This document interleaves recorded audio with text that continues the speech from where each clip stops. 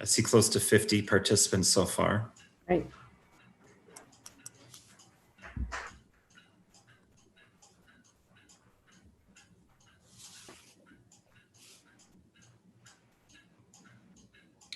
All right, well, it is 1 o'clock, so I'm sure that I can see that number ticking up. There are a lot more participants joining right as we get going here. Just a couple of quick FYIs as we start. I'm sure many of you have been using Zoom for a lot of different purposes lately, but you will be muted on entry. So just know that if you did want to speak during a Q&A session, you would have to unmute. And we are streaming live to YouTube. It is optional to share your video, but we would actually appreciate if you would not be sharing your video unless you're asking a question or something, just because that does reduce the bandwidth that we're using. And I will turn it over to Mary Hunt. Welcome, everyone, and thanks for joining us. As Erin mentioned, everyone is muted, but we will be monitoring the chat. So if you have questions, and our presenter said that, they can break in and inform them of questions that are in the chat. So please do that. So I'll go ahead and hand this over to Todd Savage and Scott Wadaszewski, who will introduce themselves, but thank you so much for joining. Appreciate it. Thank you, Mary. Thank you, Erin. And thank you to our sponsors for today. And thank all of you for being here. We know it's the end of June. We had a heck of a spring, and I'm sure it spilled over into a little bit of the summer. So thank you for taking time out of your summer to think about the topic we're going to address today, especially in light of the impending school year. So my name is Todd Savage. I am a school psychologist by training, and I'm a professor of school psychology over at the University of Wisconsin River Falls, just across the border with Wisconsin. And I'm here today with my esteemed colleague, Dr. Scott Wadaszewski, also a professor in the program. And we both also happen to sit on the NASP's National School Safety and Crisis Response Committee. Scott and I have been Prepare trainers for almost 10 years now. We've both done close to 100 Prepare workshops, and we've based today's presentation in the Prepare framework. So I just wanted to give you that orientation before we get started. As Mary said, we're happy to entertain questions as they come up. Mary will be monitoring the chat box for us. So you see here, the title for today is Returning to School in Light of Multiple Traumas, Mental Health Strategies for School and Communities. And so we have some objectives for today. We want you folks to consider the potential trauma associated with recent community events, including COVID and the killing of George Floyd and other unarmed Black persons. Consider ideas for reaffirming physical health and psychological security as a first step in returning to school, and some other strategies that you can apply in supporting students in the return to school. And again, we are basing this in the Prepare model, and I'll go through that here more in just a second.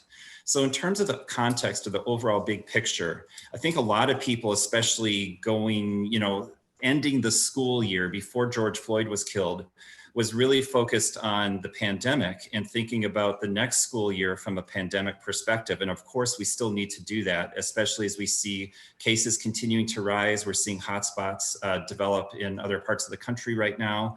So far, interestingly, there was wonderment whether Minnesota and Wisconsin and other close states would see a spike given the recent protests, but so far the data do not seem to be panning out in that regard. So keep our fingers crossed that way, but we are seeing spikes elsewhere in the country. We also wanted to consider, again, the recent killings, the civil unrest, the protests, and other things that have resulted as of the killing of George Floyd and other persons, and how that's going to impact the return to school as well. So we really have to think about this from a multi-trauma perspective. I think if we get hyper-focused on one particular trauma, we're missing the bigger picture. So we wanted to put that out there for you as well. And we also wanted to acknowledge that the strategies discussed in this seminar are not one size fits all. We cannot spray paint everybody with the same dose and expect it to stick and work. So it's going to involve some preliminary work on our part to do some triage to find out what the need is and what the needs are, and make sure that we tailor our responses accordingly. Dr. W., anything else you want to stress before I move on there? Yeah, just a couple other assumptions about our day today. First of all, we're going to focus mainly on mental health issues, mental health interventions.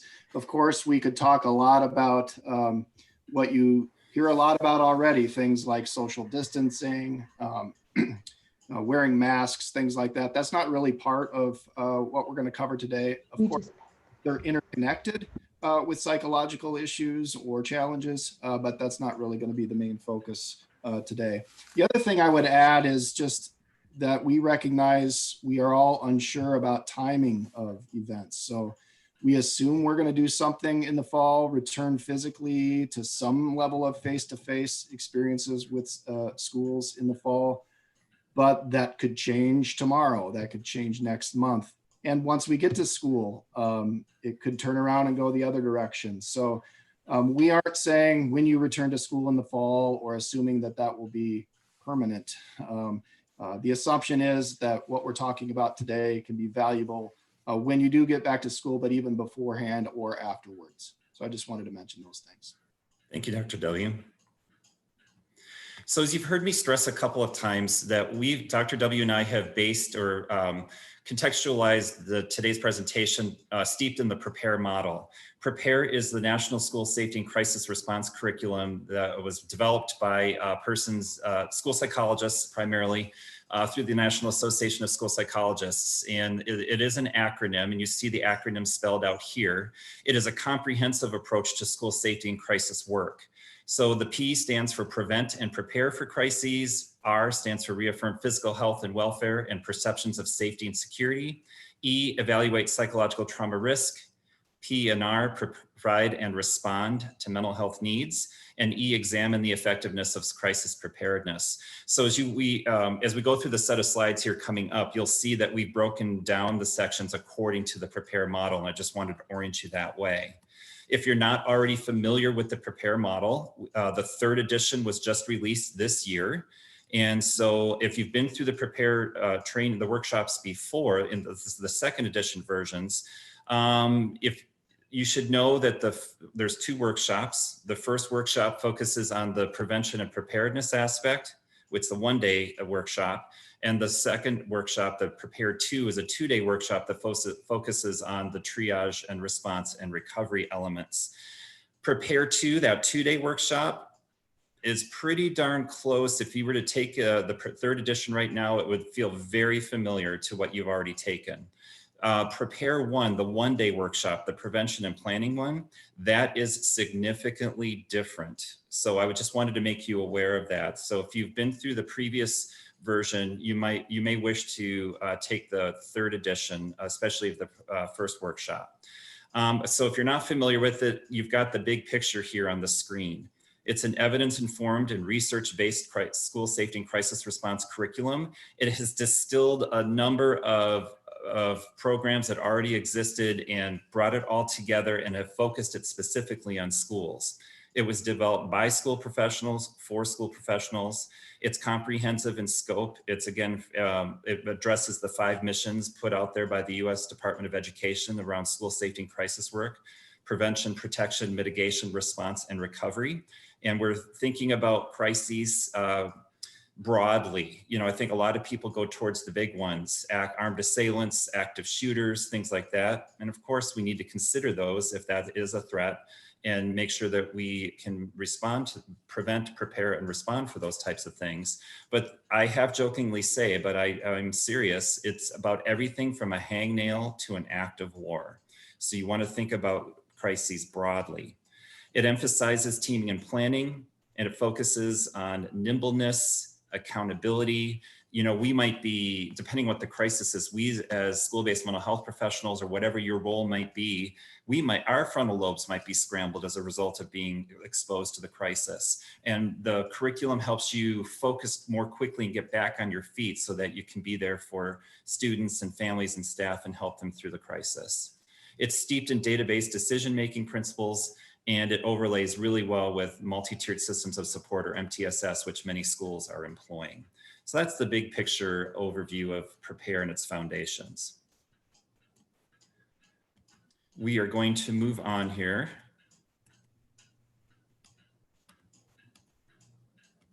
All right.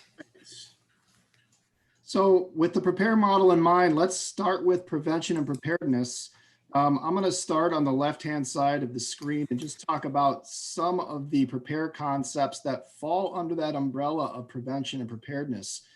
I should also add that we are definitely not being exhaustive here. We are hitting some highlights as far as the concepts go. And then when it comes to the strategies on the right-hand side, these are just some ideas that fit for the situation we're in, that broadly may apply, but as Dr. Todd mentioned a minute ago, this is not something that we can just plan for everybody. It's not a cookbook.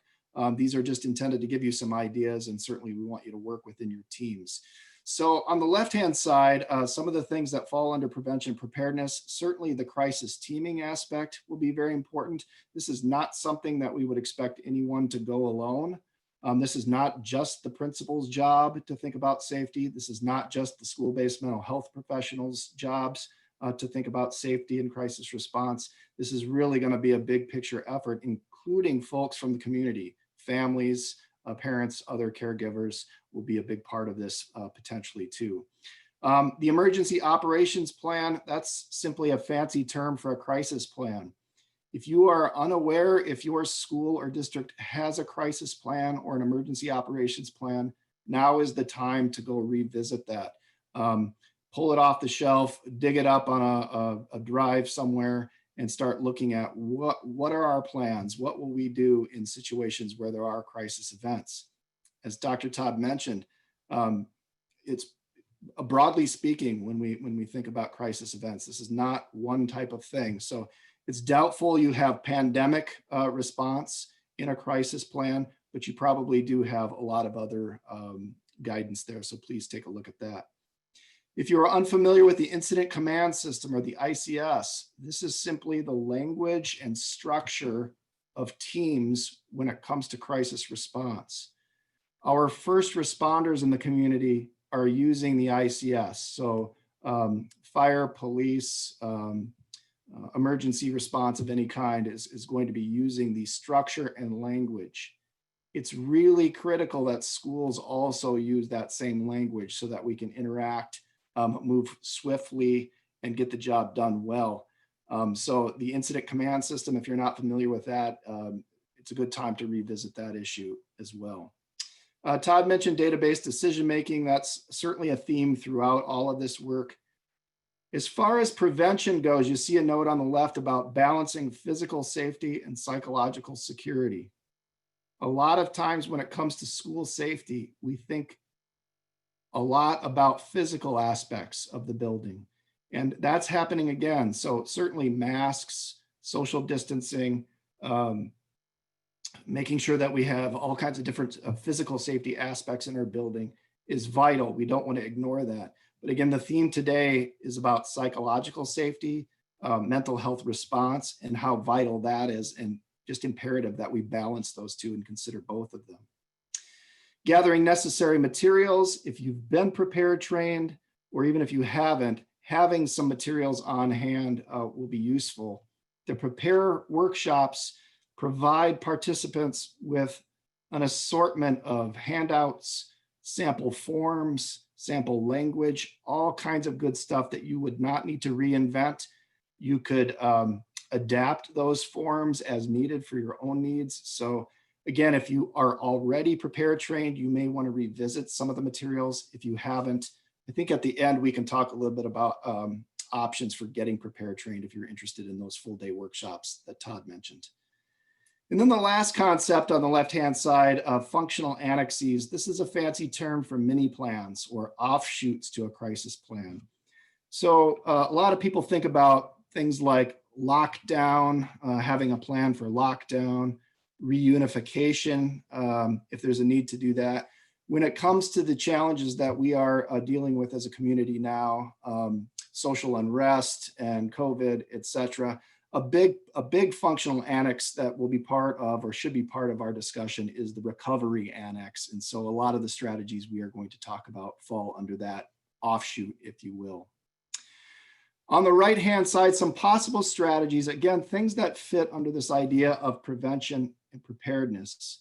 First of all, if you are not sure about your crisis team, or if your school or district has a crisis team, or if you are on the crisis team, now is the time to go get that started, to think about that. Some districts are actually creating a task force of sorts to deal directly with COVID or deal directly with other challenges. I would say a crisis team, if you have it, is probably an ideal group of people. If you don't have a well-formed crisis team, you'll need to form one. Again, this has to be a team effort. We want to make sure that you have the capacity to intervene. We fully expect that when we do return to school, that the level of psychological trauma amongst our staff and students and other community members is very, very likely to be higher than it otherwise would be. Now, that may be obvious, but a lot of schools, when there's a crisis, tend to want to get back to normal, quote unquote, as quickly as possible. And while that's understandable, that doesn't mean sweeping the issue under the rug. We need to deal with it. We need to address it. We need to evaluate needs and intervene properly. So ensuring you have capacity might mean, for a while, we're going to set aside some of our other roles, typical roles that we might see to as school-based mental health professionals or other educators, so that we can make sure that we have a good preparedness piece in place for the various events that we're experiencing. I mentioned the EOP, or Emergency Operations Plan. Of course, you're encouraged to revisit that, find it, see if there's any guidance there. And now's a good time to adapt it, add some language as needed to some of the, related to some of the challenges that we're working with now. I think all of us as educators know very well that adult reactions matter, but this isn't always easy, of course. And I'm not speaking about the need for adults to be non-emotional robots, if you will. This is about being having some reasonable language we can use with students, modeling calmness. All of those things will be really, really important to helping students feel like they can move forward, to reaffirm their safety, which I know Todd is going to talk about here shortly. The next point about staff input, very, very important. It's possible some of you saw a webinar a few weeks ago delivered by Scott Poland, another well-known crisis responder and expert when it comes to school safety. And a big theme from that webinar was getting input from the community, getting input from your staff, ensuring that the staff are ready to return, and that parents and caregivers and families have been, somebody's reached out to them. So this, of course, is going to take some time. It might be helpful for a school administrator, maybe crisis team members, to call every single staff member in the school building and just simply seek out their input. What are their needs? What are their experiences? Do they have ideas? And when you're doing this, you're also doing triage or evaluating their needs, which we'll talk about here a little bit more shortly. But it's a way to gather information about what are the needs out there and how can we respond. And maybe most importantly, it's just assuring that our staff and community feel heard. A very simple thing, but not always easy to manage. So getting staff input, getting community input, families, caregivers, et cetera, is really, really important. The next one down is related to that. You might consider surveying the school community. If it's not phone calls to every family, to every staff member, at least an opportunity for a written survey could be useful. The last couple points, distributing effort across roles. Again, this is about having a diverse and varied team. School-based mental health professionals, we need you at the table. Whether it's broad ideas of school safety, whatever it may be, psychological well-being weaves its way through all safety issues. We need to be at the table, and other educators as well. And then the last point, identify key communicators. PIO stands for Public Information Officer. This is a term that comes from that incident command system language. The encouragement here is that we funnel all communication with the media and with the community through the Public Information Officer. We do not want teachers, students, and others who may be contacted by the media or the community to be delivering all kinds of different messages. All messaging should be funneled through the Public Information Officer. So if you're not sure who that is in your school, now is a good time to revisit that, identify that person, and make sure that they are part of your crisis team or task force. I also added social media manager. Not all schools have such a person. Sometimes it's a school administrator or one other identified person. But communicating through social media platforms, web pages, other technology can be challenging, but also work to our advantage. We can harness the power of social media to make sure we are conveying school preparedness, conveying everything that we're doing to be prepared. So I encourage you to identify such a person. I'm seeing we may have some questions or comments in the chat. Right. Yeah, one of the questions was, could we have access to the PowerPoint? And if it's okay with you, we can upload a PDF of that in the chat, and then people can just have it who are online. Is that okay Sure. with you guys? Okay by me, yes. Okay, so we will, so for everyone out there, we will upload that to the chat, okay? That was the only question. Go ahead, guys. Great. Todd, we can go to the next slide, I think.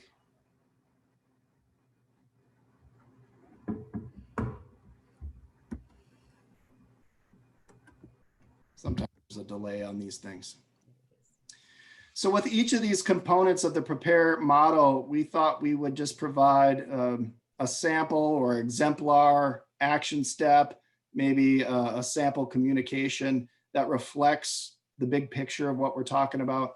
So here we have a quote, just gives you an idea of the type of thing you might want to communicate, and again, to project preparedness to the community. So the quote here is, "It's hard to know how this will all unfold, but here's what the school is doing to keep us all physically and psychologically safe. And here's what you can do to help." One really important point here is to make sure you are communicating. What we have found out is that whenever there is silence surrounding safety and crisis issues in schools, it's really human nature for the community and others to fill in that silence, to fill in that void with negative or inaccurate information. Rumors often spread. It might be the school doesn't know what they're doing. They aren't prepared. They don't have their ducks in a row. That's that type of thing.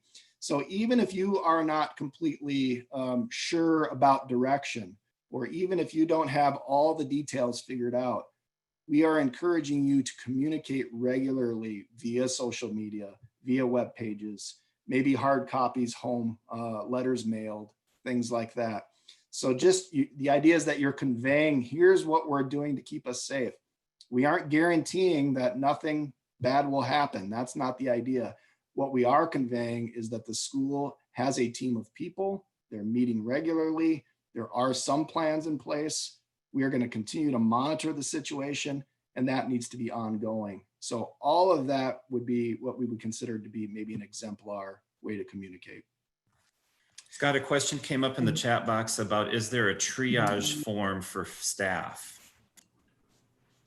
We're going to get to triage in a little bit. We're not going to share forms. There are a variety of evaluation forms that are associated with the Prepare model.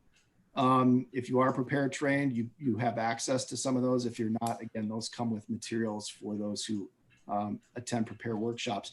But the answer is yes, there are things that we can provide to staff members, community members that help us do triage, help us evaluate needs. We'll talk about it broadly here shortly, but unfortunately, we don't have forms to share today.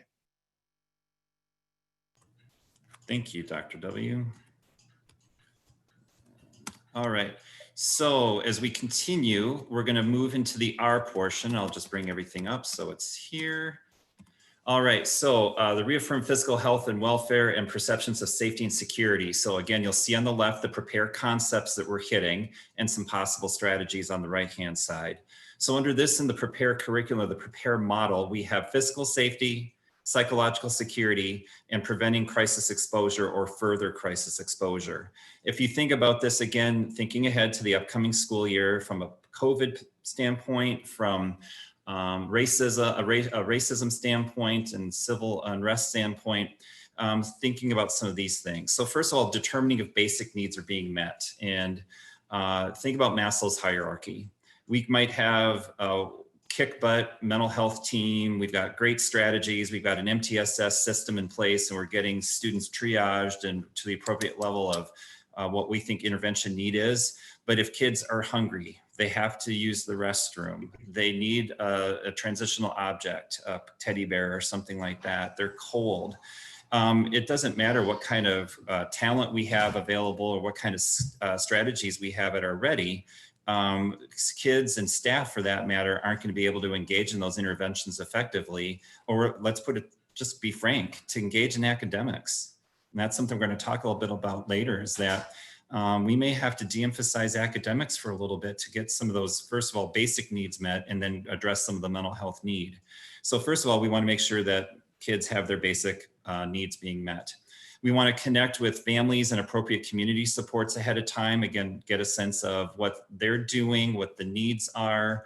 If we need help from our community-based partners and agencies, making sure that they're ready to go and they understand what the need is and how we're going to interface, that type of thing. Access to personal protective equipment and sanitization materials. This is focused more on the COVID or the pandemic perspective, but making sure that we have enough of that equipment available to us.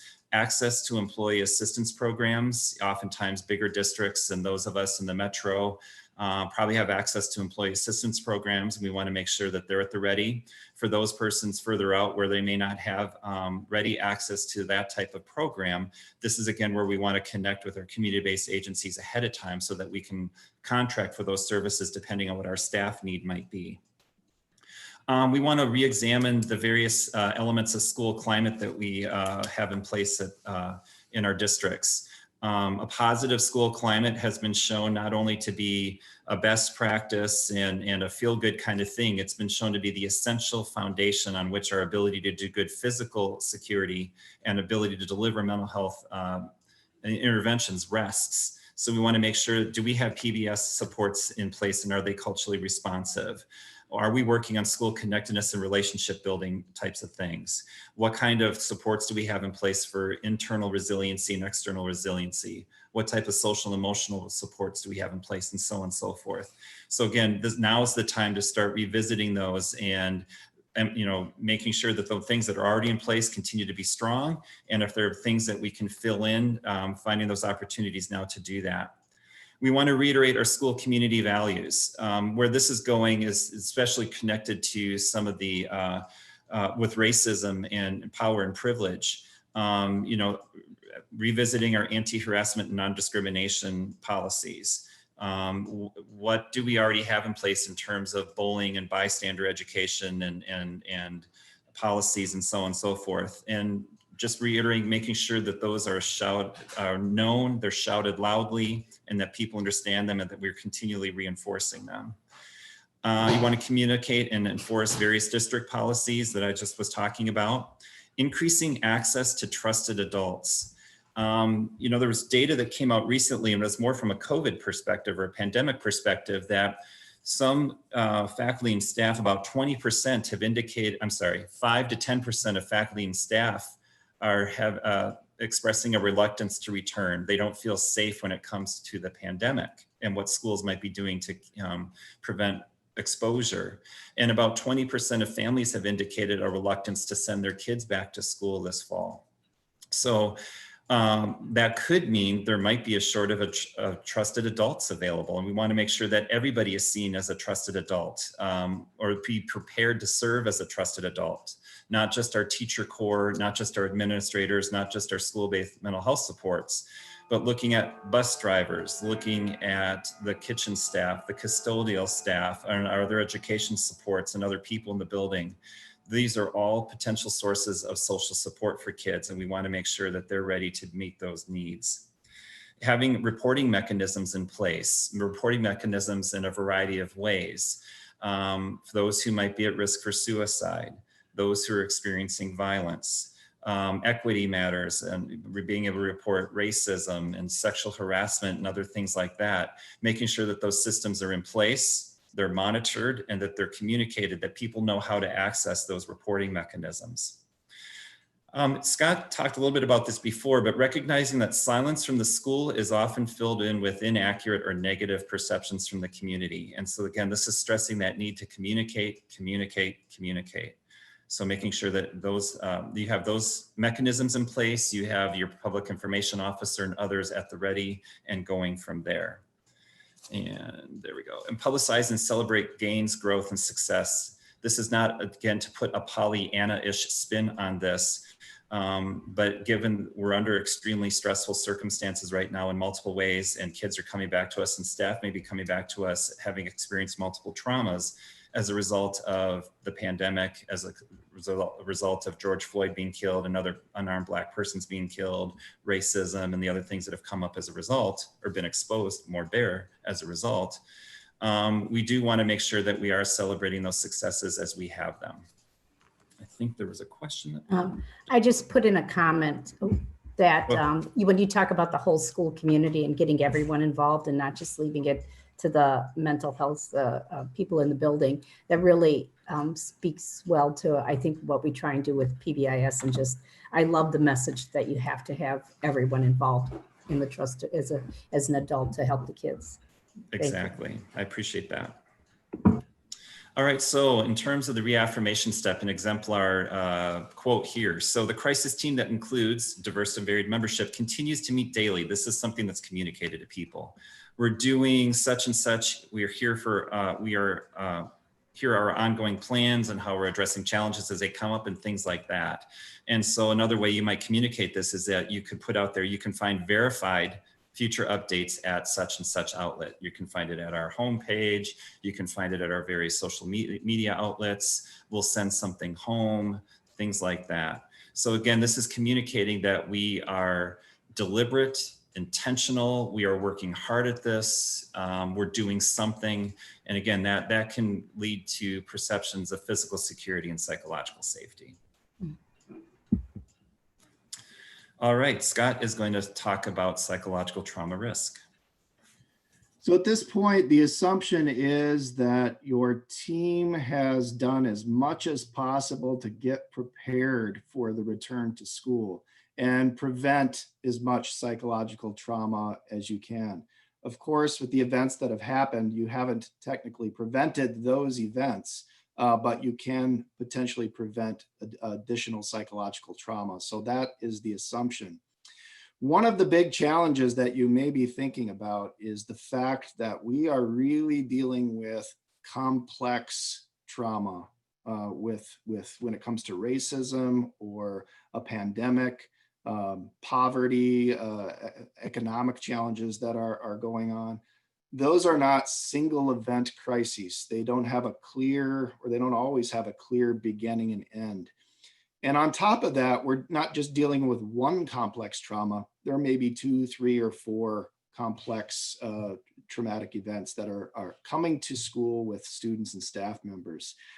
With that in mind, what Todd just talked about in terms of reaffirming psychological safety and physical safety, that's a big challenge. How do we reaffirm that things are okay, or that the threat has passed when we may still be in the middle of things? So I just wanted to recognize that if you are thinking that or wondering about that, that's certainly reasonable. So moving ahead to what I'm going to talk about right now, evaluating need, and then Todd's going to talk about specific intervention ideas. Those things become more challenging if people don't feel safe. If they don't feel the threat has passed, they're still in the middle of these things, starting to intervene psychologically tends to be a little less effective. So I just wanted to recognize that, make you aware of that, and get you to think about that. We're not saying don't do it, but what we're saying is just be aware of that. With that in mind, one of the great things about the Prepare model is that it's got a very active way of evaluating need. This is not a passive, you may be familiar with, gosh, a crisis happens in your community, and what do we hear in the media? We often hear grief counselors will be available. Nothing wrong with grief counselors. We certainly need them and want them as part of the crisis response. But just that tone is quite passive. I'm going to be waiting in the office. If you have a need, come on down and I'll be here for you. The Prepare model is very active and deliberate. We are going to seek out students who are likely to be at risk, or maybe who are showing warning signs. We're going to at least check in with them. It doesn't mean we're going to give every one of them a full-on intervention, but we are going to check in with them, see how they're doing, and continue to monitor those kids who are at risk or showing warning signs. I thought we'd put on the screen here what on the left-hand side, we have some common initial reactions. On the right-hand side, some of those things that tend to be more enduring. So the left-hand side would be things we would expect from just about anybody. You probably recognize some of these things for times in your life when you ran into a professional or personal crisis event. So feelings of shock, change in eating, sleeping, concentration, those kinds of things. All of those would be common, would be typical, would be what we would expect for a lot of people to feel and experience, especially within the first week or two. For single event crises, these things tend to die down and ease off after a week or two. It doesn't mean that the individual feels back to normal, so to speak, or fully recovered, but they're ready to go to school, ready to go to work. They're back on their feet. They're starting to engage in the things that they did before the crisis. Of course, as I mentioned a minute ago, with complex trauma, we may still be in the middle of these things. You may expect a lot of students and staff members upon return to school still feeling like they can't think clearly, or that they are not eating and sleeping the same. Students may not feel as motivated as they did before many of these events. So this is just to recognize that these are common reactions, but still could interfere a little bit with how students are performing in school and how ready they are to proceed. On the right-hand side, now we're talking more about mental health challenges, maybe even diagnosable kinds of things like depression, attention challenges, post-traumatic stress disorder, things of that nature. If you are seeing these are clear evidence that that student needs, at least in the Prepare model, what we would consider to be a tier 2 or tier 3 intervention. If the student is on the left-hand side, they're doing okay, they're not concentrating well, maybe not eating or sleeping the same, but they're functioning okay on their own or with some basic social supports, then they may not need a whole lot more. But if they're on the right-hand side, these are clear warning signs, especially if weeks and months start to go by, clear warning signs that things need to, that child is probably going to need a tier 2 or tier 3 crisis intervention. So with that, I think that sets us up for the next slide. So when it comes to evaluating psychological risk, and just for simplicity, I'm going to use the word triage. That's the term that Prepare uses. Again, that just means evaluating need. So on the left-hand side, some things to consider. Again, I encourage you to think about these things now with your team. How are we preparing to do good triage, to be active and deliberate and not passive when it comes to identifying needs? How are we going to actually conduct triage? Somebody asked about a form earlier, or a guide, or an evaluation tool. Those are things you're going to want to try to access or create, or if you've been prepared trained, you may have some things already. And then you certainly want to practice due diligence when it comes to interpreting information gathered through the triage process. We want to be careful not to overinterpret or misinterpret information that we might get. So for example, with the civil unrest that's going on, I might expect our students of color to be coming back to school with some additional angst, additional concern, worry, maybe some behavior challenges. Are we going to overinterpret that as a need for additional punishment, consequences, or are we going to recognize that that could potentially be based in trauma, or a different kind of intervention might be needed? So as you gather data in the triage process, just be aware of that need, that a lot of this could be potentially trauma induced.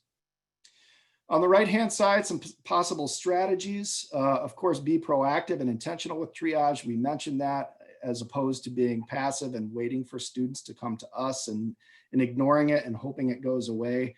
Of course, when you're active, you're going to identify probably more students who have needs. So that's where the idea of making sure you have capacity comes into play.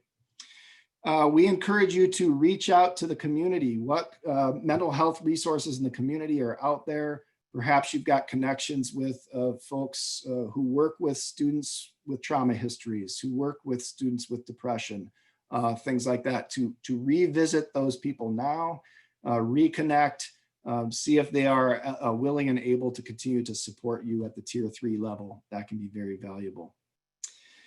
Bullet point number 3 is a very extensive part of that second 2-day workshop that Todd mentioned at the outset. So Prepare Workshop 2, day 1, does a lot of, covers a lot of ground when it comes to triage. And there are specific assessment variables, things that matter when it comes to risk. Physical proximity and emotional proximity are the top 2 predictors, risk factor predictors of psychological trauma. So for individuals who are physically near an issue, maybe it's somebody who lives in South Minneapolis, goes to school near where George Floyd was killed, has seen and is continuing to experience burned out buildings and damaged neighborhoods and the stress of that whole event. They are more physically proximal than somebody who lives a mile away, 3 miles away, in the suburbs, etc. Now, we may all have some trauma related to it to a certain extent, but the research tells us that even blocks or feet in some cases can matter when it comes to physical proximity. So as you start to do triage, I encourage you to ask a lot of physical proximity questions. Where were you? What did you see? Things like that. Who was with you? What was around you? And I encourage you to think about all 5 senses too. So sight, sound, smell. Sometimes people are smelling fires, things like that, and that can be triggering. So just to be aware of that. Emotional proximity, as you might guess, has to do with relationships and people you may know who are influenced by a crisis event. People who are in your family, siblings, friends, classmates, teammates, etc. If a child has those folks who are involved in a crisis event, they are probably more at risk. I'm recognizing our time here, so I'm going to move along and probably not address every single one of these things here, but make sure you consider the timing of the triage. And what I'm talking about now is primary triage. It's your first effort. Triage is definitely ongoing. It is not a one-time evaluation. So now in the summer, if you're calling homes, if you're sending out a survey to your staff, things of that sort, you are doing some primary triage, and that's a good place to start. But keep in mind that you want to keep going even after you start interventions and after things are starting to wrap up, you still want to continue the triage process. Cultural liaisons, of course, will be very important. Gatekeeper trainings are just simply making sure you are engaging staff members, family members. Let them know about the triage variables. Let them know about the common and uncommon reactions. It may be a handout, a guide, a form. You may have to repeat that over and over. In fact, a little bit of redundancy is probably good. They are the eyes and ears of the triage process. Myself as a school psychologist, you get school counselors, social workers, administrators together. They're going to see some of it, but it's the parents, families, caregivers, staff members, lunch people, bus drivers, all of those folks can start to identify when a student is at risk or help us identify.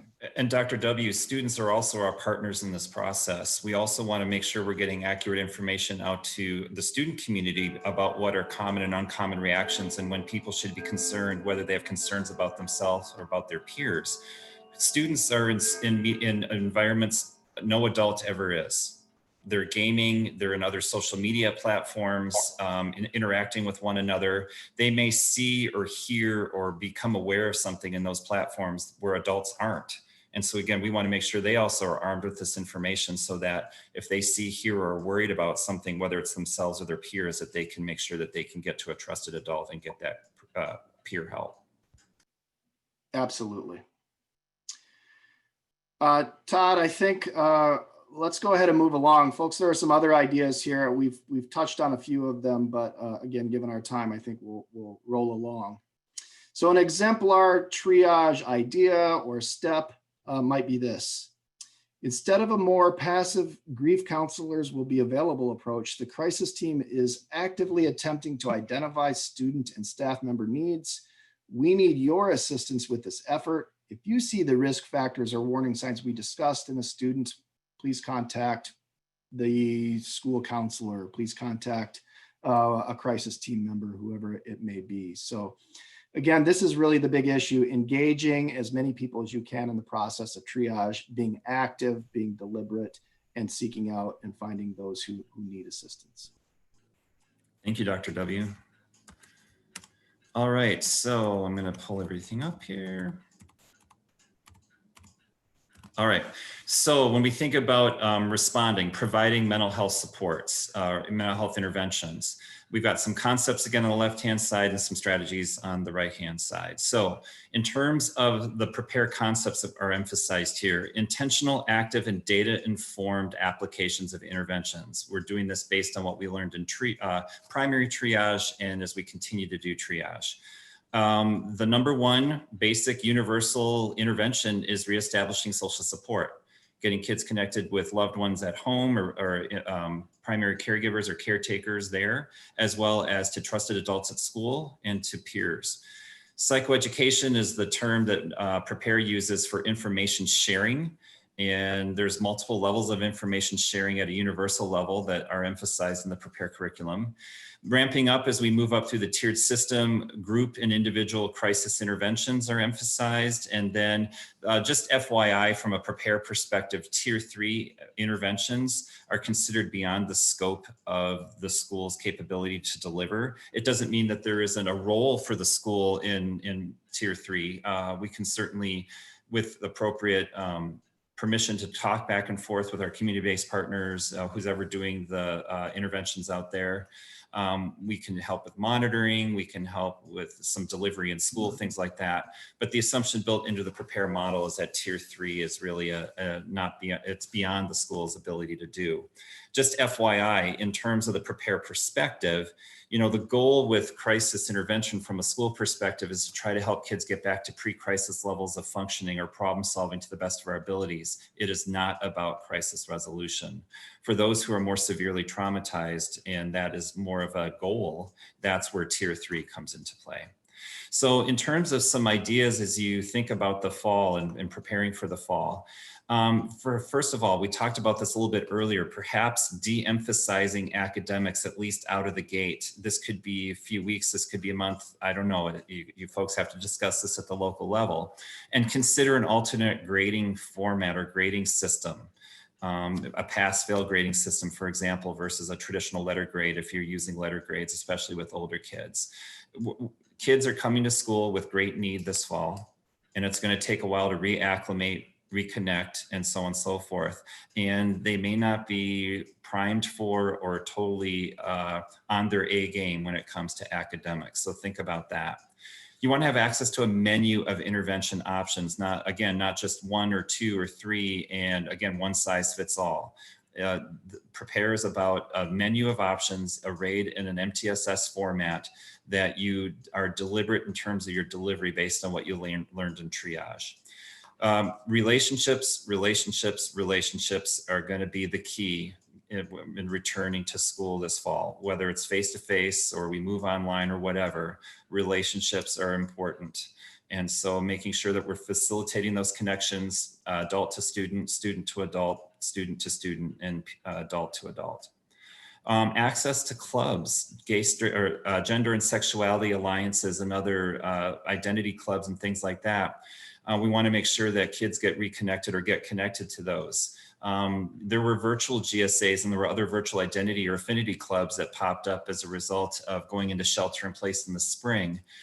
So whether we go face-to-face in the fall or we return to online or virtual delivery, we want to make sure that kids have access to those clubs. They're vital. The research shows that just the presence of those clubs can be life-saving for some kids, whether they participate or not. So we want them there for those who want to actively engage, and we want to make sure they're for those who can't or don't for whatever reason, and just having important clubs and people available. Psychoeducation, the communication, the messaging, again, emphasizing things we've already talked about, needs to be ongoing and accurate and verified and so on and so forth. Using strategies that we put in quotes here, normalize, but get the message across that many kids are experiencing, those early warning signs are common reactions to uncommon situations. And so that, people sometimes wonder if they're going crazy, they're scared, they feel like they're alone. Again, social isolation puts people at risk for depression and suicide and things like that. We want to get the message across that people aren't alone. And that for those kids who have more severe needs or who are more severely traumatized, we want to get them connected to some universal supports, but we're also going to get them to a higher level of intervention to meet their need. We again want to coordinate with our community-based mental health agencies and our employee assistance programs. If you're not familiar with CBITS or cognitive behavior interventions for trauma in schools, it is an evidence-informed, open source intervention that's available on the internet targeting grades 5 through 12. And we might invite you to become aware of it if you're not already, and maybe perhaps use it or use principles from it this year. Document all check-ins with students just to make sure that, again, you're not knowing how many you're going to be seeing and so on and so forth. We want to make sure we're documenting everybody we're seeing, as well as being able to follow up with them from there. And in terms of some exemplar intervention steps, you see a couple of examples here.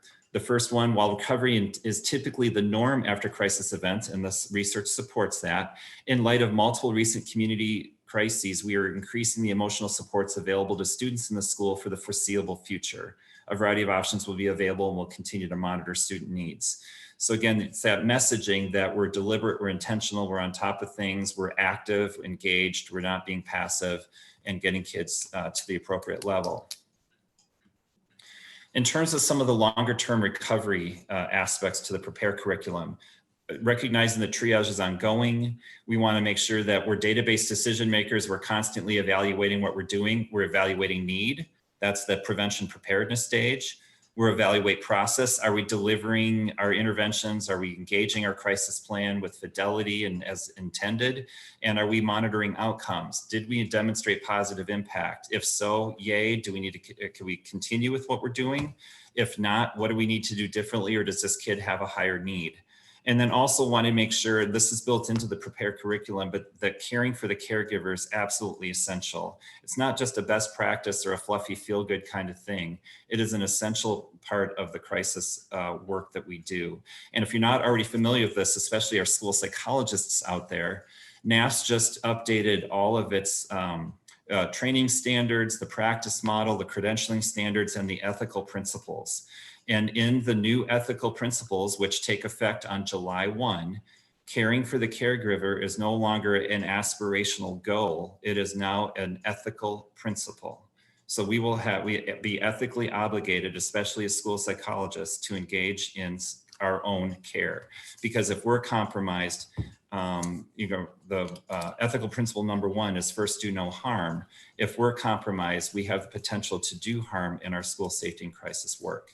So in terms of some of the possible strategies that fit here, keeping up with public health developments when it comes to COVID and the pandemic specifically, continue to watch social and political developments, anticipating triggers, consider preparing for anniversaries as we think about, especially because of the George Floyd being local and having been killed locally, as we go throughout the next year, depending on what comes out with trials, as we near the anniversary of his killing next year, just thinking about all those things that we need to account for.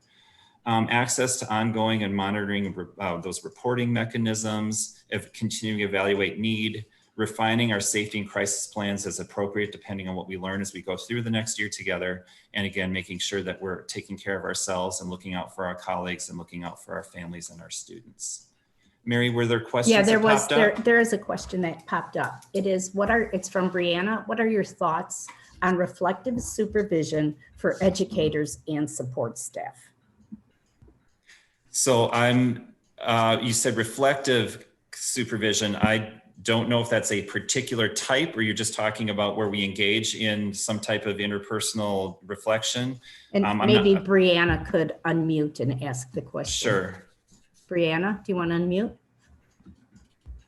Yeah, so I guess my question is I know in some like 0 to 3 programs and some like community programs, public health, that sort of thing, people that do home visiting or are exposed to secondary trauma, they're allowed or allotted like an hour to 2 a week with a reflective supervisor to kind of reflect on their practice, maybe experiences that they were exposed to. I don't know that that's readily in the schools at this point, but I'm just kind of throwing that out there, wondering, if that might be a support that could be effective to the support staff at school and educators.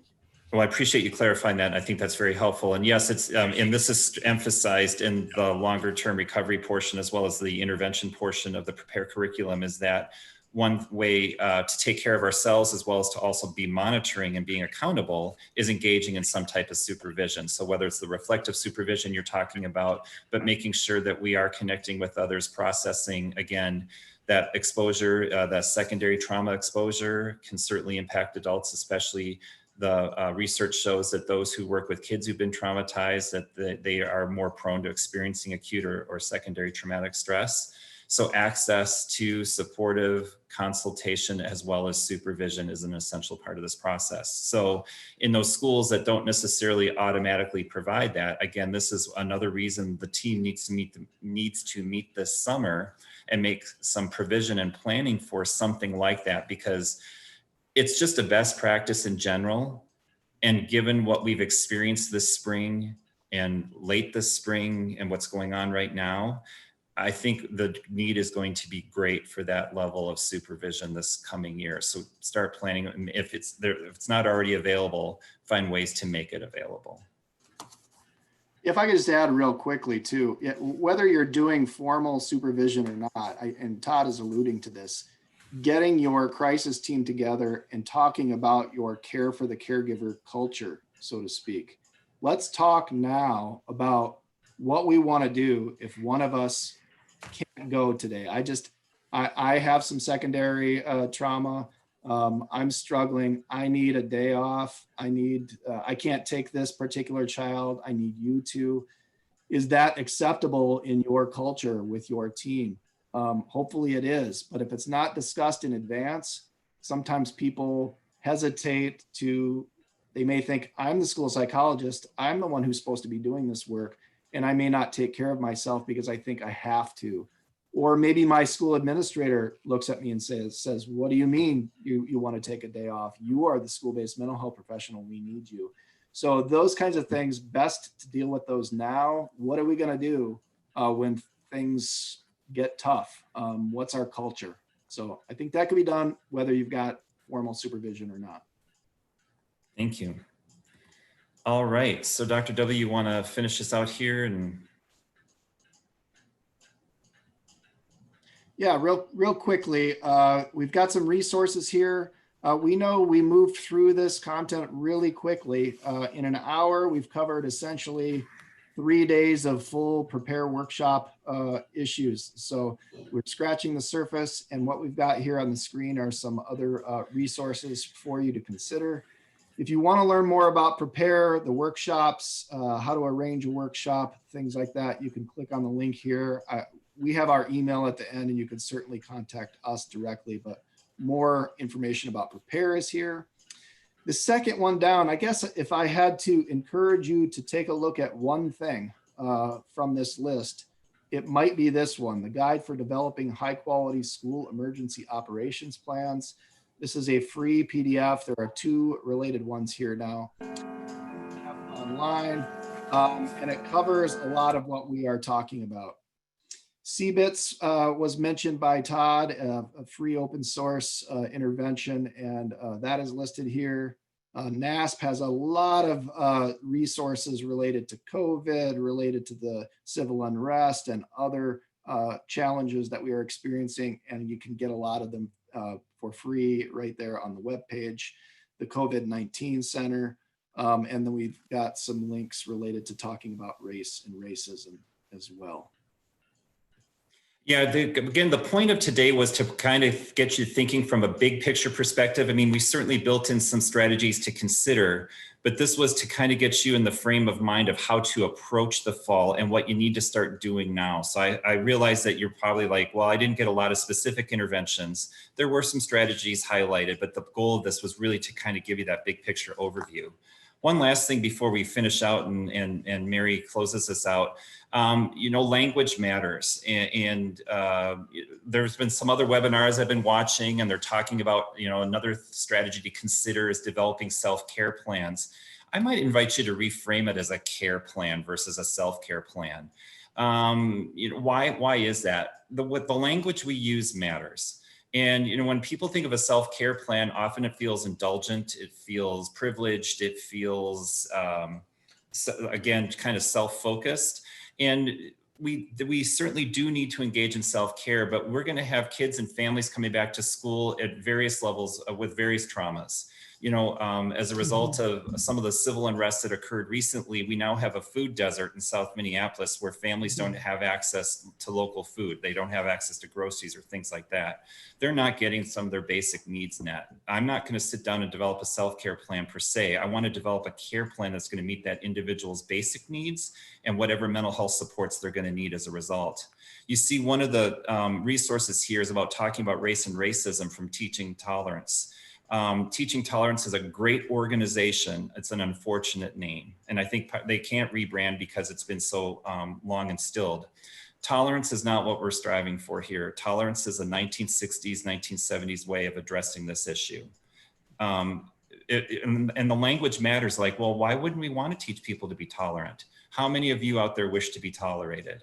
Nobody wishes to be tolerated. We wish to be valued, loved, accepted, and respected. When I think about people in my life that I don't resonate with, that I don't perhaps care for, or that has opinions different from mine, I've sometimes moved to the level of tolerance, and it impacts how I interact with that person.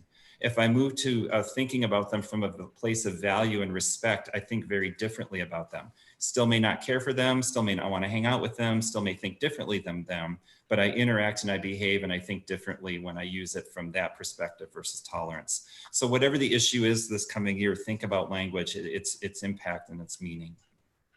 Mary, we've covered a heck of a lot in a short period of time. Anything we can address or anything as we close out? I can't think of anything. It was just some wonderful nuggets of common sense that I think we can use as we move forward. And to everyone out there, this is what we hope as working with the different related service organizations, we're really trying to see how can we bring those related service organizations and communities together to give you information such as this. So if you have ideas about other things you'd like to see, please feel free to reach out to me. I'll put my name I'll put my email in the chat. Feel free to. And Scott and Todd, you guys have you have your contact at the end, right? Correct. Yep, in the PowerPoint. And then I Todd, think we did have one last comment. Go ahead, Scott. Could you just switch to the last slide so that it shows up on the recording Thank you. too? And then someone said, please send out this resource page. I'm unable to access the link from here. So Brianna, could you send me an email? I put my email there and I would be happy to send that out. And if anyone else wants anything, please feel free to reach out with that email that I put out there. Okay. If there are no other questions, thank you both so much. I always learn something when I listen to both of you, and it's always very commonsensical, which I appreciate so much. Thank you. Thanks right. all. Okay, thank you guys. Oh, you had a nod from an SLP out there. All right. Okay, okay, all right. And Cindy does a lot with working with trauma and stuff, so, okay. And she's the SLP. Mhm. Okay.